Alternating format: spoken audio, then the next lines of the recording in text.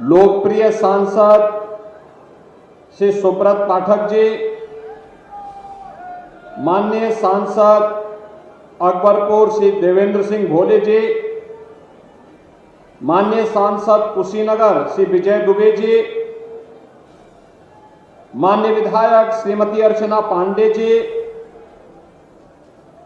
Kailash Singh Rajput ji, Bharatiya Janata party के क्षेत्रीय अध्यक्ष श्री प्रकाश पाल जी, जिला अध्यक्ष श्री वीर सिंह भदौरिया जी, प्रदेश अध्यक्ष अनुसूचित मोर्चा श्री रामचंद्र कन्नौजिया जी, माननीय विधायक श्रीमती पूनम संखवार जी, भारतीय जनता पार्टी के सभी पदाधिकारीगण, जिला पंचायत के अध्यक्षगण, भारी संख्या में आज कन्नौज में यहां पर उपस्थित सभी बहनों और भाइयों, आज यहां पर हम लोग यहां के वरिष्ठ समाज सेवी, उद्योग व्यापार के साथ साथ राष्ट्रवादी मिशन के साथ जिन्होंने अपना जीवन समर्पित किया, ऐसे स्वर्गीय ओम प्रकाश पाठक जी को विनम्र श्रद्धांजलि अर्पित करने के लिए उनकी पंचम पुण्यतिथि के अवसर पर एकत्र हुए हैं। मैं इस अवसर पर स्वर्गीय ओम प्रकाश पाठक जी को उनकी सेवा के लिए, उनकी साधना के लिए विनम्र श्रद्धांजलि अर्पित करते हुए आप सभी का हृदय से अभिनंदन करता हूं। बहनों और भाइयों, मैं श्री सुब्रत पाठक जी और श्री असीम अरुण जी को इस बात के लिए भी धन्यवाद देता हूं कि उन्होंने भारतीय जनता पार्टी परिवार के एक वरिष्ठ कार्यकर्ता, पूर्व विधायक और विधान परिषद के हमारे निवर्तमान सदस्य श्री बनवारी लाल दोहरे जी के मृत्यु के उपरांत उनके परिवारजनों के साथ संपर्क और संवाद बनाने और आज उनसे मेरी मुलाकात करवाने और वहां तक मुझे जाने का अवसर दिया है। मैं इस अवसर पर स्वर्गीय बनवारी लाल दोहरे जी को भी विनम्र श्रद्धांजलि अर्पित करता हूं।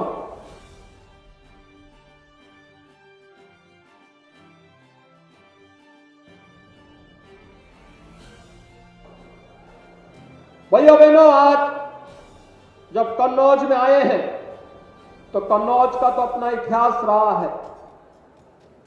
महाराजा हर्षवर्धन अपनी दान वीरता के लिए जाने जाते थे और प्रयागराज कुंभ की जब हम बात करते हैं तो महाराजा हर्षवर्धन के बगैर वह सब अधूरा माना जाता है।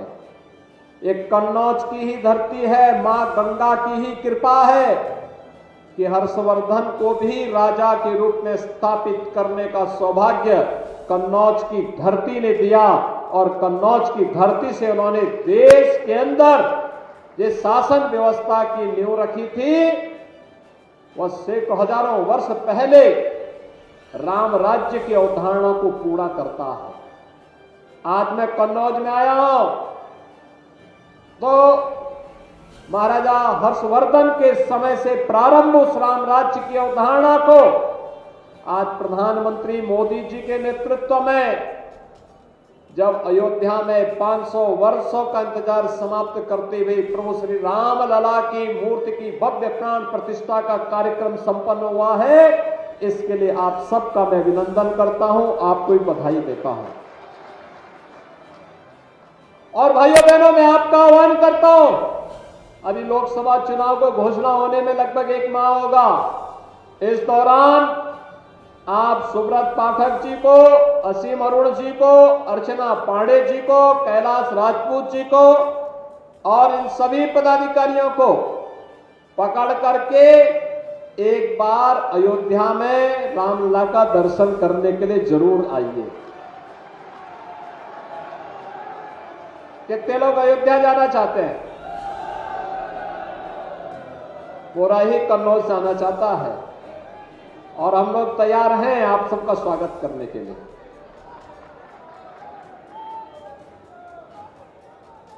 अयोध्या धाम में आपका स्वागत सरकार करेगी।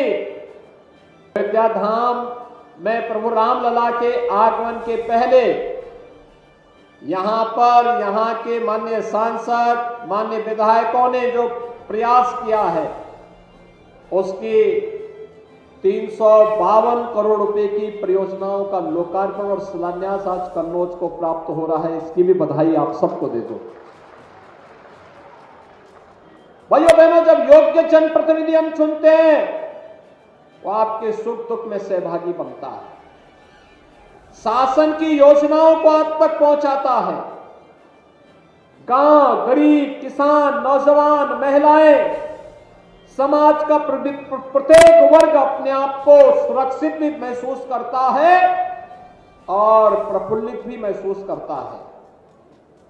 आज यही तो कारण है, अभी कुछ दिन पहले आपने मोदी गारंटी की गाड़ी देखी होगी, गांव-गांव में जाती थी, शासन की योजनाओं का प्रचार प्रसार करती थी, सिचुएशन के 100% लक्ष्य को प्राप्त करने की दिशा में क्या प्रयास प्रारंभ हुआ है इसको लगातार आगे बढ़ाने का कार्य भी करती थी, तो साथ साथ इसका भी प्रयास करती थी कि जो लोग बचे हैं उनके फॉर्म हाथों हाथ भरे जाएं। और देखिए, मोदी जी ने कहा था ना कि मोदी की गारंटी में भी गारंटी है। मकान के लिए जिन लोगों ने आवेदन किया था उन सबके मकान की व्यवस्था भारत सरकार ने अपने बजट में इस बार कर दी है। जो 1 फरवरी को भारत सरकार का बजट आया है, इस अंतरिम बजट में 2 करोड़ नए लोगों को आवास उपलब्ध कराने की घोषणा भी कर दी है और 3 करोड़ ड्रोन दीदी का प्रशिक्षण देने के लिए भी व्यवस्था कर दी गई है। बहनों और भाइयों, ये सरकार पर निर्भर करता है, लेकिन सरकार जब अच्छे जनप्रतिनिधि चुनती है तो उसके परिणाम भी उसी रूप में हम सबके सामने देखने को मिलते हैं।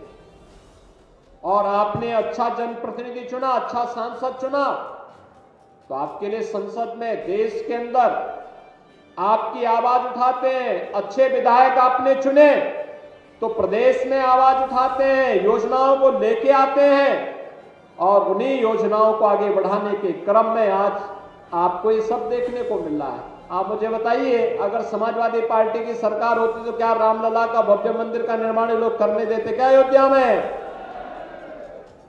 ये इसलिए हो पाया है, डबल इंजन की सरकार है। और डबल इंजन की सरकार न केवल डबल स्पीड के साथ चलती है, बल्कि डबल इंजन की सरकार आपकी आस्था का सम्मान भी करती है और आपको सुरक्षा का बेहतर वातावरण भी देती है। भाइयों बहनों, इसी विश्वास के साथ आज हम सब यहां पर आए हैं। एक विश्वास जिसके लिए यहां पर संघर्ष किया था पुराने कार्यकर्ताओं ने, स्वर्गीय ओम प्रकाश पाठक जिसके लिए अपने को बलिदान कर दिए, स्वर्गीय बनवारी लाल दोहरे जिसके लिए अपना पूरा जीवन खपा दिए, जिस कन्नौज के लिए से सुब्रत पाठक को अपने युवा साथियों के साथ जेल के अंदर रहना पड़ा था, प्रताड़ना सहनी पड़ी थी, लेकिन इसलिए जिससे कन्नौज के सम्मान को और इसके स्वाभिमान को बढ़ा सके।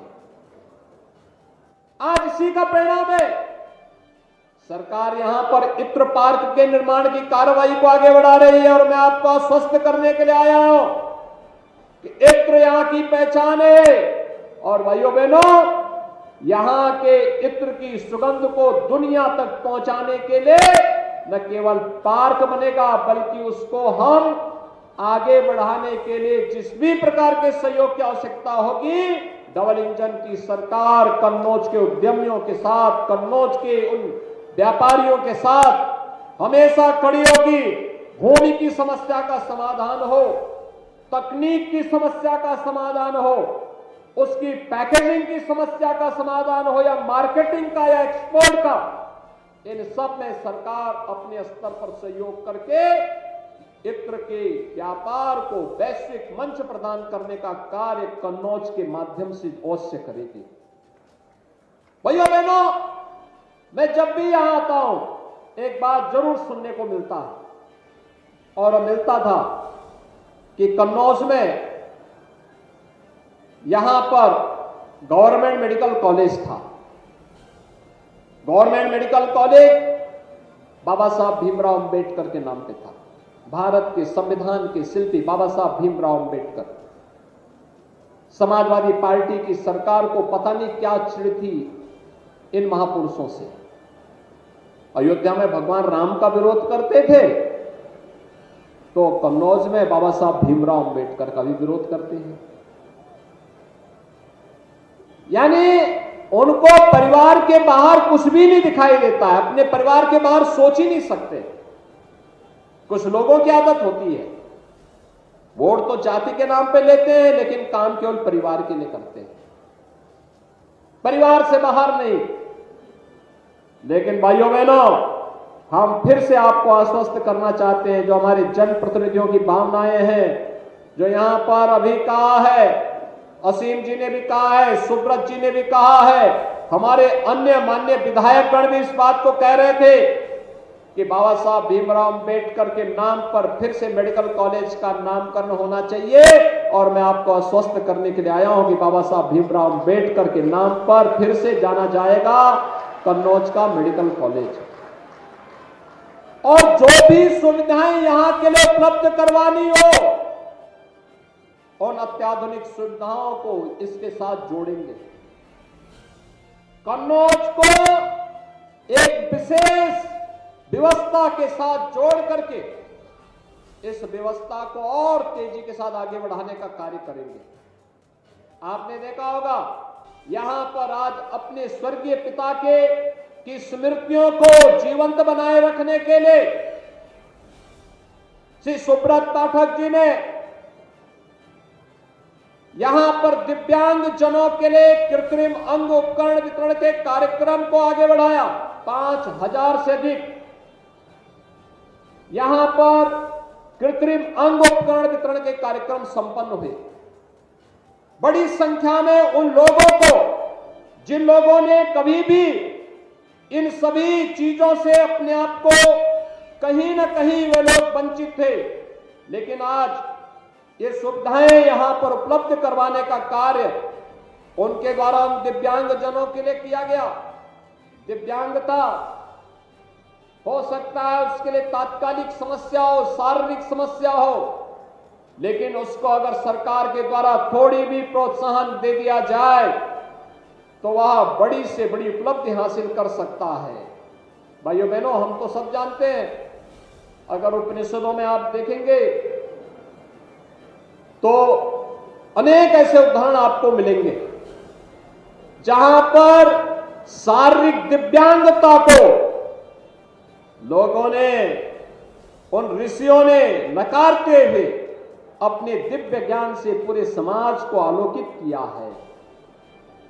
और मध्यकाल में ब्रजभूमि में सूरदास जैसे ऐसे यशस्वी कवि हुए हैं जिन्होंने अपनी रचनाओं को समाज का मार्गदर्शन किया है।